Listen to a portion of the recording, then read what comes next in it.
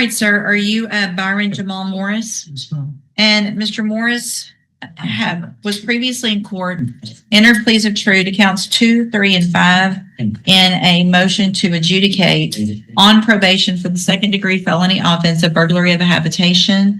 I've received an updated pre-sentence report. Have you both received and reviewed that report? We have, Your Honor. Yes, Judge. Are there any additions or corrections to the report? No, Your Honor. Not from the state. All right. And so, Mr. Smith, you've got witness with regard to other allegations? Yes, Judge. In relation to count number 1 was actually just count number 4.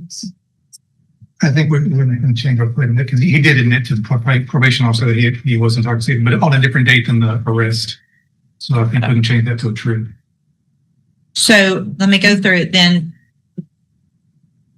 So, Mr. Morris,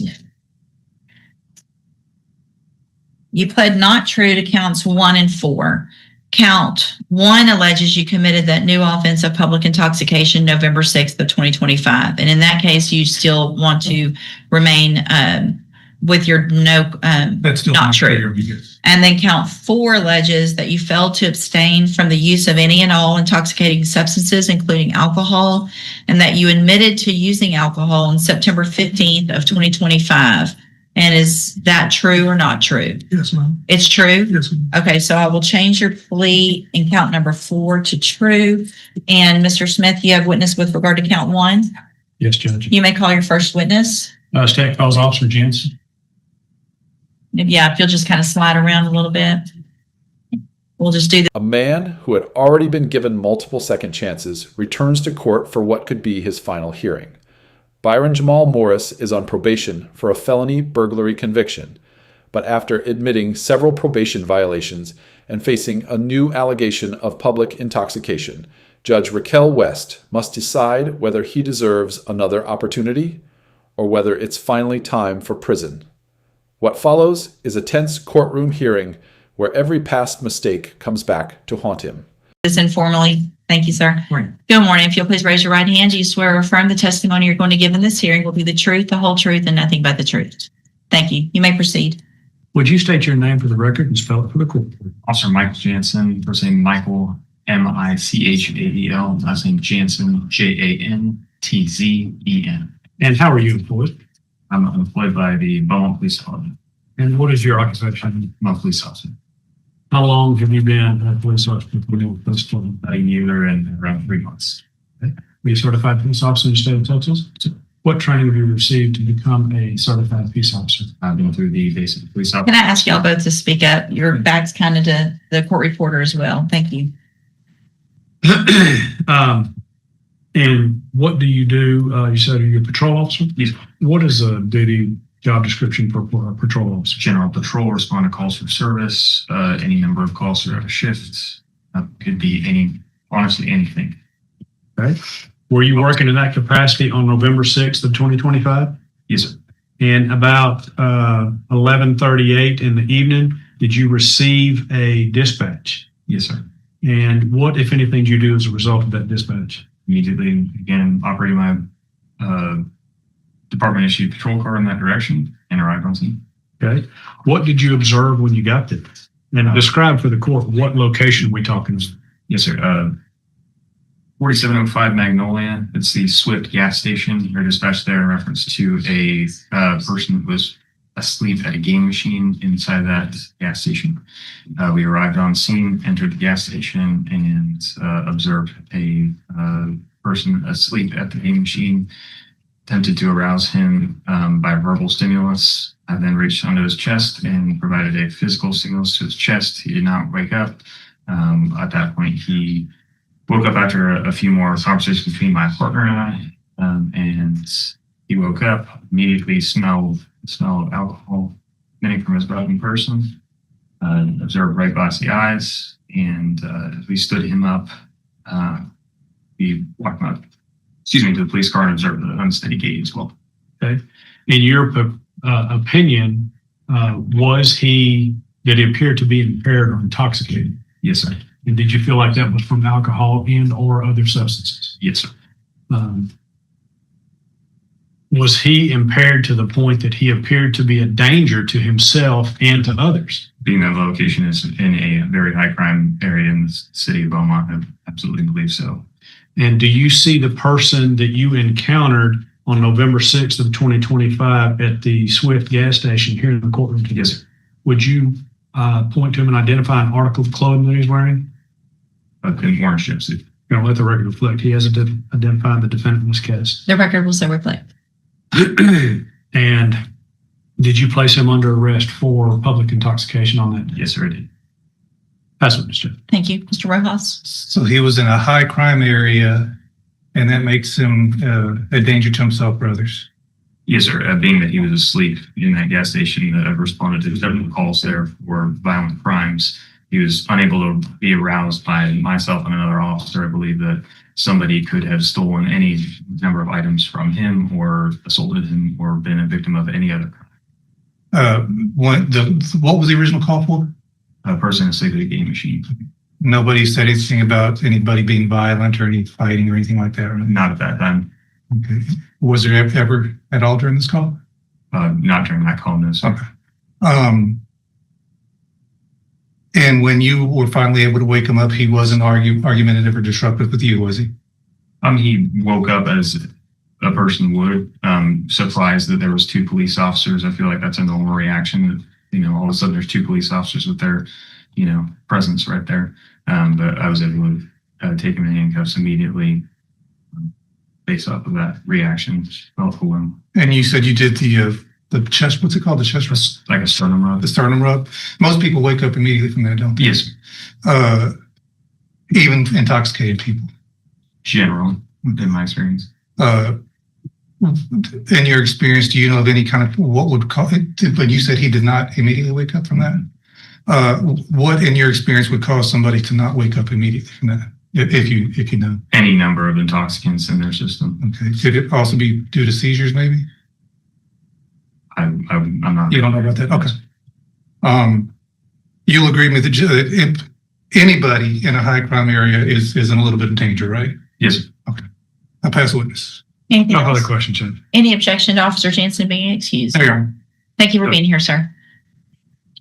Any other witnesses? No, Mr. Judge. All right. Argument with regard to count one.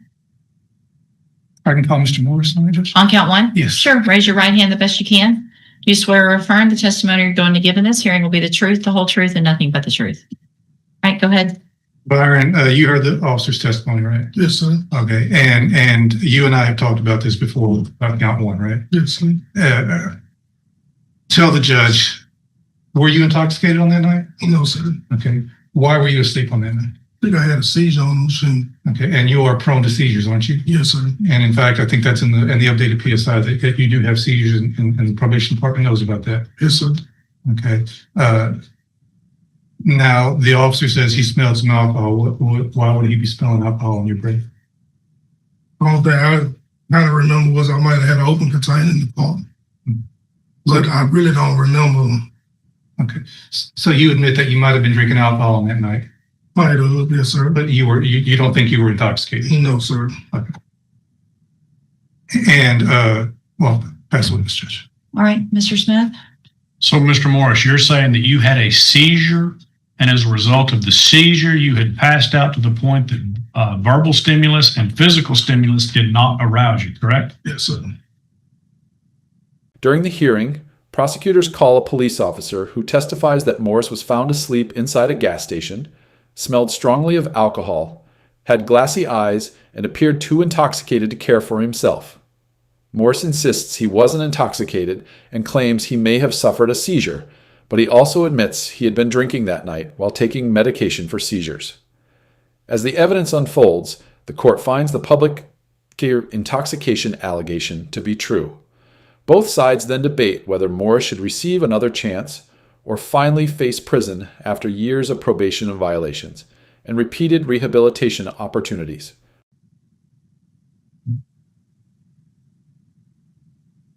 Do you take medication for your seizures? Yes, sir. What do you take? Couple. How often do you take it? grams. How often do you take it? twice a day. Twice a day. Do you know how alcohol affects that? Not really. So you have no idea what alcohol does to that drug. It's an anti-seizure medication. Yet you consume your medication twice a day and use alcohol at the same time. Well, I don't drink like that, y'all. Sir. You don't. No. Well, you drink often because you pled true to count 4, and you just admitted that you were drinking on the day that you were arrested. Right? Yes, sir. No further questions. All right. Any other witnesses with regard to count 1? No, Your Honor. Any others rebuttal or anything, Mr. Smith? At this time, based on the evidence that's been presented, Mr. Morris, I am going to find count 1 true, that you did commit the offense of public intoxication on November 6th of 2025. So with regard to sentencing, Mr. Rojas? Judge, Mr. Morris has been on probation since 2016. I think his probation has actually expired since March. It appears that from March of 2016, he was doing well until that first motion to revoke was filed in October of 2020. Notable, I think, as you can see from the updated PSI, at that time, he had some support of both of his parents, who unfortunately passed away, I think, the following year, 21, when Mr. Morris at that point was sent over to safety relapse in March of 21. And then it looks like at that point, his parents passed away. He went from March 21 to December of 23 until the second motion to revoke was filed based on a new offense that was ultimately dismissed. And that motion was resolved by jail sanctions and continued on probation. And that brings us to this new motion, which is filed from, I think, in February of this year with the new allegations. So he's been on probation for 10 years. Other than this new PI, he hasn't committed any new offenses, even though one was alleged. That case was dismissed in 23.